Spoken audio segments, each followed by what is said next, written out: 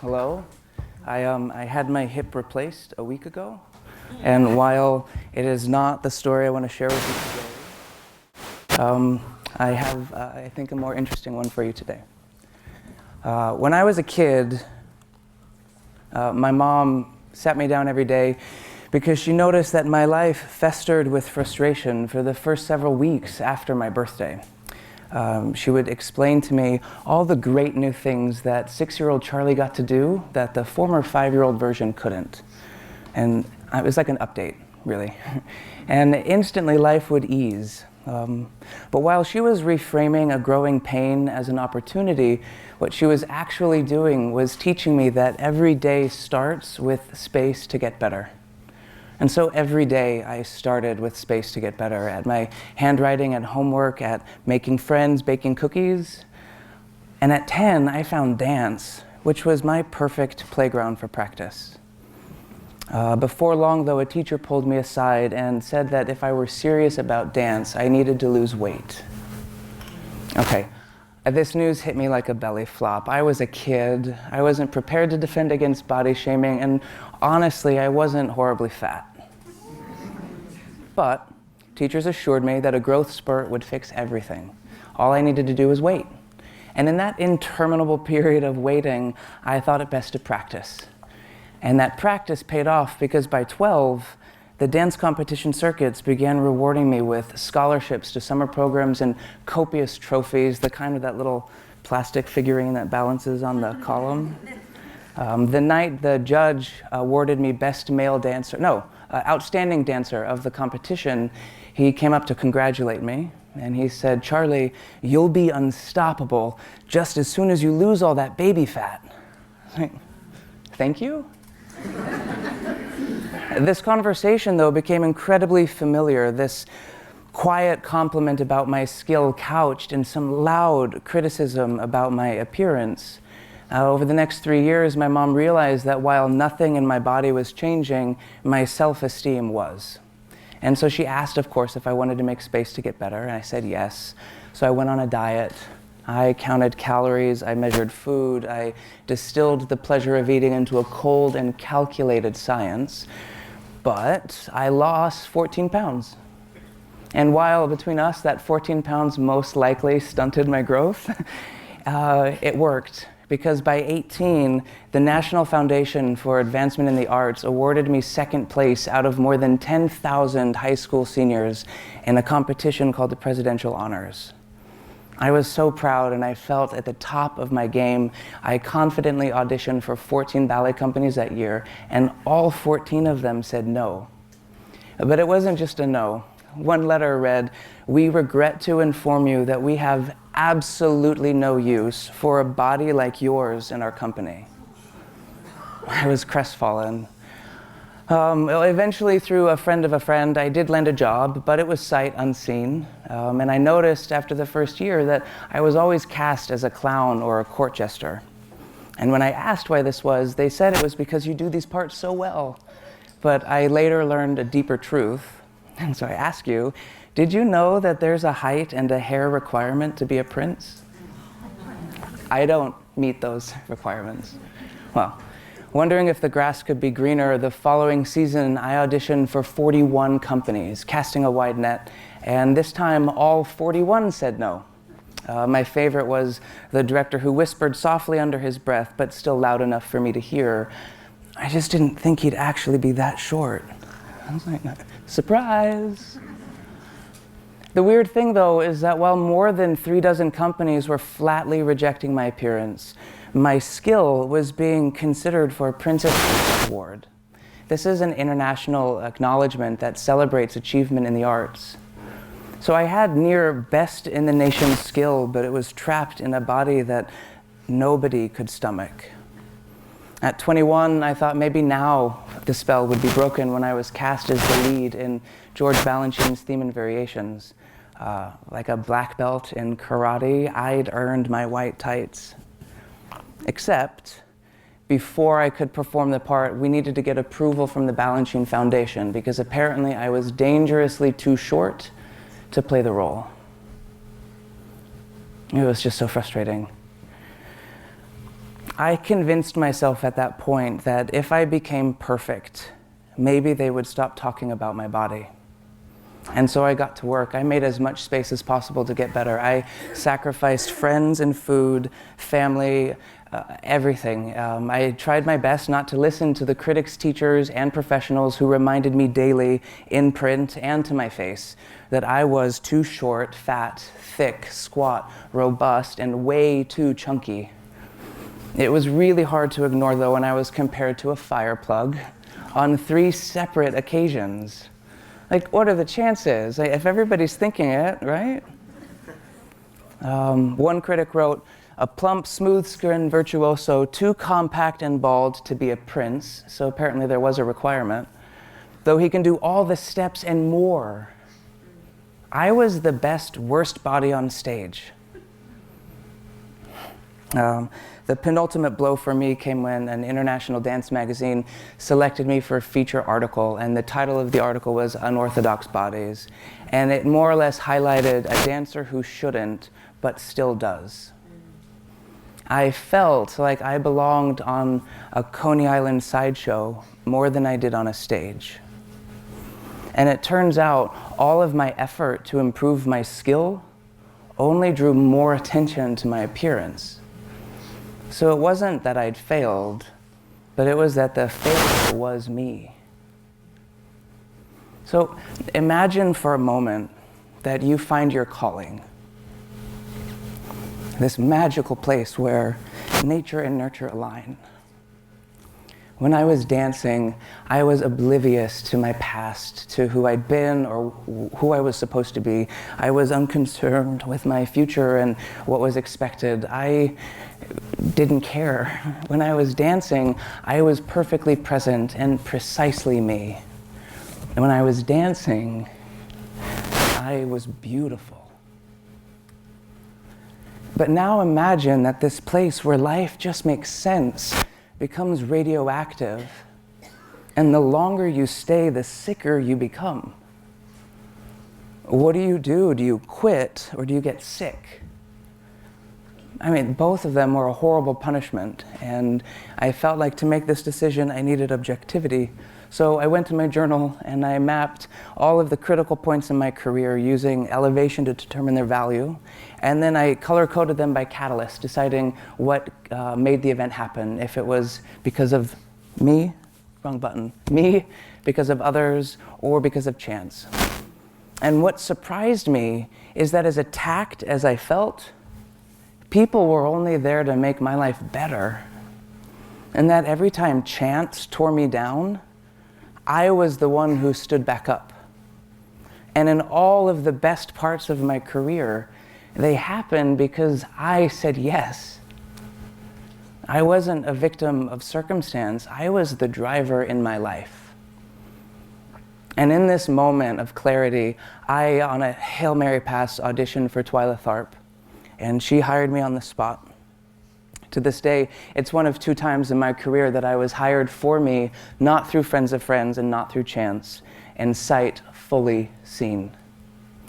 Dancing with her was paradise, an artistic incubation, and within months, the European Critics' Choice Awards voted me Best Male Dancer of the Year. I was thrilled, and I wondered if now that spell had been broken, I'd finally been untethered from the nightmare of my body. And a few months later, I got my answer. I was being considered for the leading role in her Broadway show about the Vietnam War, and while I had her full support, I learned that some of the producers, colleagues, and even best friends were convinced that my short, fat, bald body couldn't portray the masculine heartthrob that the role needed. My body was insufferable. Flat honest, I felt like I was living in a horror movie, and my body was the bad guy, and no matter what I did, it just kept coming back. Well, as a kid, I played this game, and it was usually when I was seated in the mezzanine looking out at the audience below. So for a brief moment, everybody please close your eyes and imagine a snowstorm so thick that your vision becomes this depthless field of white. And when all you can see is that white, I'd like you to notice what stands out in this photo when you now open your eyes. Okay, one more time, close your eyes, but this time, once your eyes are shut, paint that white wall with crimson red. And when all you can see is red, TEDx red, notice what stands out now when you open your eyes. This was a silly little game I played with myself, but what it showed me was that we see in life kind of what we're looking for. And so if I wanted to be a heartthrob, I just needed to change how they saw me.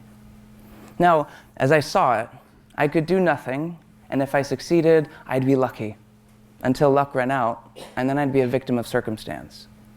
If I did something and succeeded, why, I'd be a heartthrob. My body would no longer matter. But if I failed, I alone would be to blame. And unlike losing from inaction, shucks, losing from action, this is like an assault on your personal worth. And I believe that it's this fear of failure that leads us to believe doing nothing is actually our best option, hoping that luck will get you where you need to go. I think that luck is lonely like a one-night stand, while skill provides the benefits of a long-term commitment. And I'm the marrying type. So I knew in that moment that I needed to turn chance into choice. Problem solved. And Mom says solving the problem is the hard part, everything thereafter is just effort. But I've noticed this trend among people, how we kind of think that life is meant to just happen, as it just magically comes together. And I call this ROOTB syndrome, or right out of the box. Like an iPhone that comes charged with enough juice for immediate use and all of your personal needs met. We expect the perfect relationship right out of the box, the perfect job right out of the box. But if you're part of the population that's living, then you know that this isn't how life works. That momentum alone is not enough to get you where you're going. Life, like dance, needs effort. And when effort fails, when effort stops, your potential for growth halts. And if I allowed myself to think this way, then I definitely would be too short, fat, and bald to play this part. I needed to turn my dead end into a doorway. Now, there we go. In dance, we count a basic phrase, 1 and 2 and 3 and 4, and generally the first step happens on count 1. And with count 1, judgment begins. But in order to get to count 1 requires having been someplace moments prior, like count 0. And in this space between 0 and 1, before everything exists, anything is possible. And this was my secret watering hole. In the space between 0 and 1, every complaint finishes with so. I'm too short. So, stand taller, jump higher, learn visual foreshortening. Yeah, but I'm too fat. So, watch what you eat and contour your longest, leanest lines. Oh, but I'm too bald, they said it. So, try Rogaine. In this space between 0 and 1, creativity, effort, and responsibility thrive. There's no winning or losing, and certainly no blame or credit, denial or excuse. So every rehearsal, I dove into this space between 0 and 1, and I let my first attempt just start the conversation. It was neither good nor bad, it just was. And then I did it again. And now I had a point of comparison, better and worse, likely, less likely. And I did this again and again and again and again. I did this for every step, evaluating angles and speed, quality and emotion, until I had the most holistic understanding of what was possible. And what surprised me was in doing this, I was actually learning what was most and least likely to happen. I was developing an ability to predict. I was turning chance into choice. And as prepared as I could be, moments before my debut, I got down to the stage and I thought about my brother and how he tells me to go big or go home. I was like, Chuck, I said to myself, you're still short and thick, but like strong. And I think the Rogaine is actually making it worse than it was. So you can go out there and be a short, fat, bald man who dances a part, or you can be the shortest, fattest, baldest heartthrob who has ever lit up a stage. And it was right there.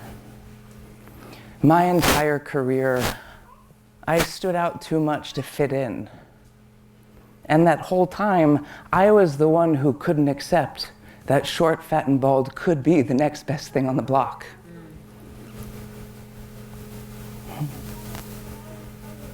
I knew in that moment that what I needed to change was not how they saw me. I needed to change how I saw myself. And with that levity, I realized that all that was left to do was go out on that stage and fail to the very best of my ability. And I did. I was the shortest dancer on that stage who jumped as high as the tallest. And I was the thickest dancer on that stage who moved lighter than the rest. And I dazzled that audience with the most effective bald head that Broadway had ever seen.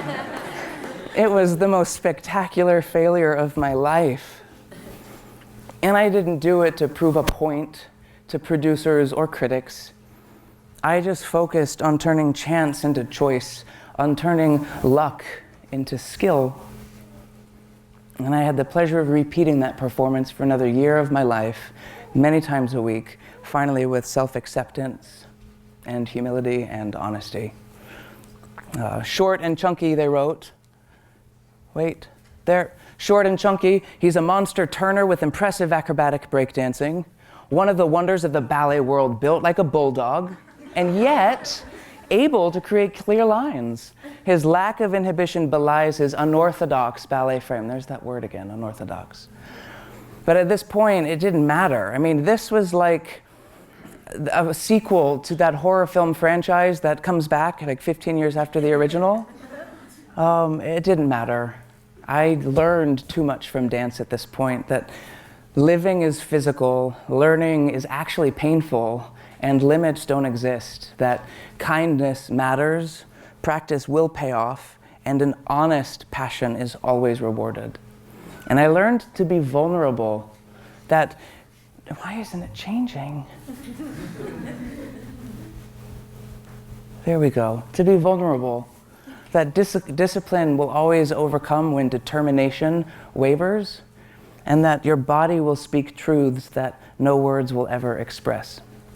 But more than anything, dance taught me that failure is a rainstorm.